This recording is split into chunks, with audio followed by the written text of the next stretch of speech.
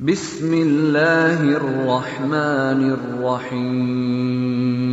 Bismillahirrahmanirrahim. puan rahimakumullah, pada malam ini saya ingin membawakan pada tuan-tuan dan puan-puan perbicaraan mengenai akhir tahun dan awal tahun. Ya, kita sendiri sudah tahu kita sekarang berada di penghabisan bulan Zulhijjah, akhir tahun 1422 Hijrah. Ya. Hari Selasa akan datang ni akan merupakan satu Muharram. Ya. Jadi dengan itu hari Selasa akan datang, iaitu bertepatan 10 hari bulan Ogos, ialah hari yang kita katakan hari 1 Muharram. Jadi pada hari ini kita merupakan 24 Zulhijjah. Ya, 24 Zulhijjah. Jadi apakah persediaan kita untuk nak menyambut awal tahun, akhir tahun? Jadi pertama sekali kita di akhir tahun nanti, mana pada tanggal kita 9 Ogos, iaitu National Day kita. Tapi tak ada sambutan National Day lah ya. 9 Ogos hari Senin, 30 Zulhijjah. Jadi apa yang patut kita lakukan untuk menyambut pada awal tahun. Jadi awal tahun kita bermula pada Maghrib, iaitu pada tanggal 9 Ogos ya. 9 Ogos Maghrib, itulah bermula masuk 1 Muharram 1443 Hijrah. Ya tuan-tuan dan puan rahimakumullah, saya ingin mengutip daripada beberapa perkara yang telah disebutkan oleh ulama-ulama kita.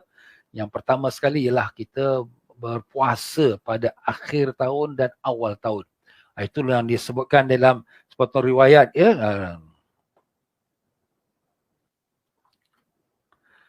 Bismillahirrahmanirrahim. Disunatkan untuk berpuasa pada hari pertama di bulan Muharram, sebagaimana juga disebutkan oleh Imam Ibn Hajar rahimahullah ta'ala, yang di mana sesiapa man sama akhir yaumin min Zulhijjah wa awwal yaumin min al-Muharram faqad khatama as-sanata al-madiyah wa iftataha as-sanata al-mustaqbala bisaum jalahu Allah kafarata 50 sana. Barang siapa yang berpuasa pada hari terakhir dari bulan Zulhijjah. Hari terakhir bulan Zulhijjah hari apa? Hari Senin 9 Ogos. 9 Ogos hari Senin ya.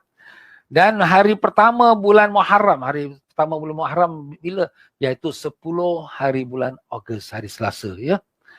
Maka dia telah menutup amalan tahun yang telah lalu dan memulai tahun yang akan datang dengan berpuasa.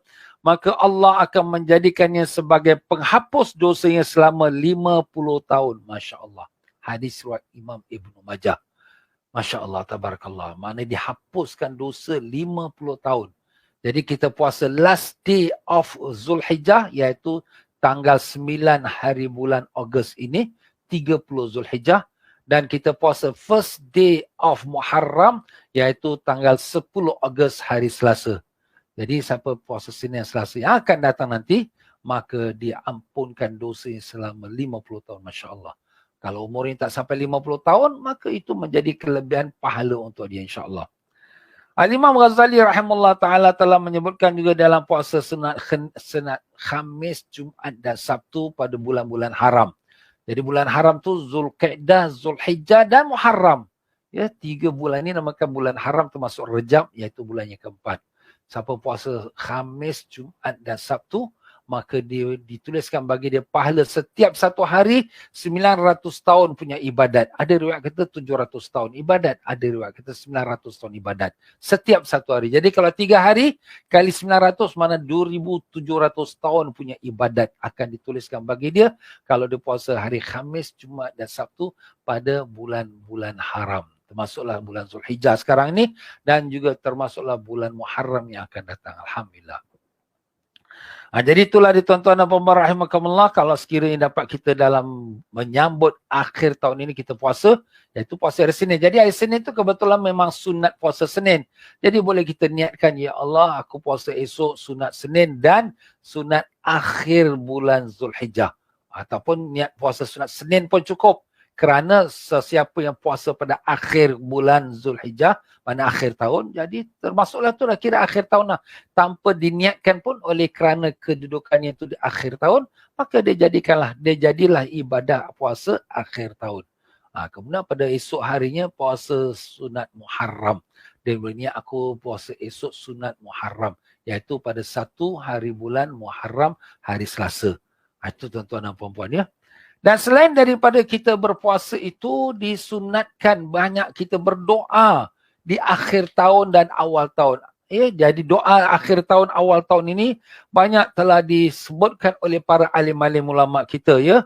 Ada yang disebutkan oleh Al-Imam Ali bin Muhammad Al-Habashi, dan ada yang disebutkan oleh Al-Imam Ghazali rahimahullah ta'ala, dan ada yang disebutkan oleh Al-Imam Nawawi rahimahullah ta'ala, dan begitulah dia banyak alim-alim ulama kita yang telah meletakkan doa-doa di awal tahun dan akhir tahun, ya. Jadi kalau kita nak baca doa tu, bila kita nak baca? Kita baca di akhir tahun dahulu. Hari Senin sebelum masuk maghrib, kita baca doa akhir tahun, ya. Sebab tu ada penghabisan akhirnya, ya. Jadi doa akhir tahun tu dibacakan 3 kali. Itu doa tu ada dalam kitab Yasin, ya, kitab Majmu' Syarif. Tuan-tuan pun boleh buka kitab Yasin dan sebagainya. Dan kemudian lepas solat maghrib, lepas main sunat maghrib, bacalah pula doa awal tahun, insya-Allah. Jadi tuan-tuan dan puan-puan, insya-Allah pada hari Senin, iaitu pada tanggal 9 Ogos, kebetulan juga hari public holiday, insya-Allah saya sendiri akan memimpin majlis Maulidi Rasul sallallahu alaihi wasallam bersempena dengan akhir tahun dan memimpin doa akhir tahun, dan selepas salat maghrib memimpin doa awal tahun, insya-Allah. Jadi tuan-tuan dan puan-puan, pada 9 Ogos iaitu hari Senin, insya-Allah yang akan datang.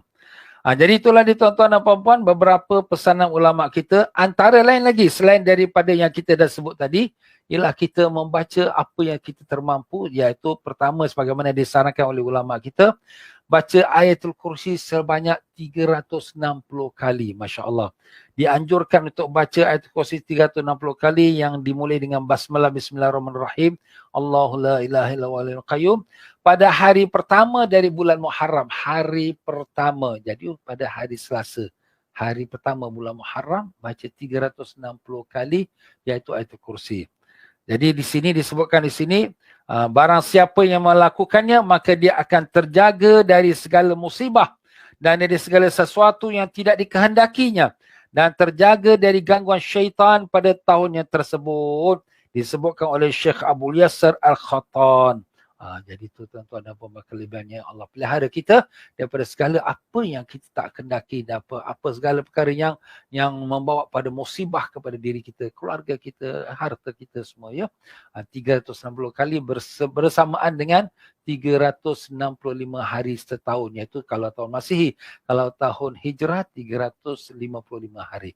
Jadi kita baca 360 kali iaitu ayatul kursi pada hari pertama bulan Muharram.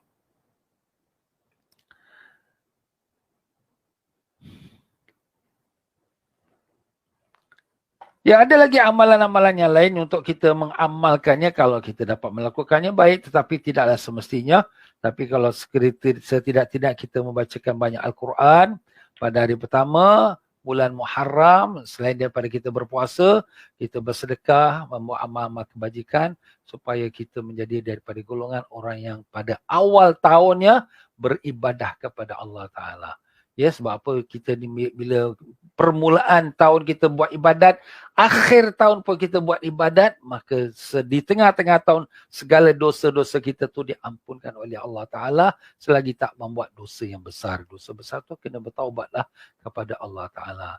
Jadi mudah-mudahan sedikit daripada penambahan itu dapat membuat kita beramal untuk doa akhir tahun dan awal tahunnya, iaitu jangan lupa pada hari Senin ini 9 Ogos kita berpuasa sebagai puasa sunat Senin, dan juga kebetulan pada akhir tahun, dan nanti sebelum maghrib tu kita baca doa akhir tahun, dan selepas maghrib doa awal tahun, insya-Allah. Sekian saja untuk kita pengajian kita pada malam ini.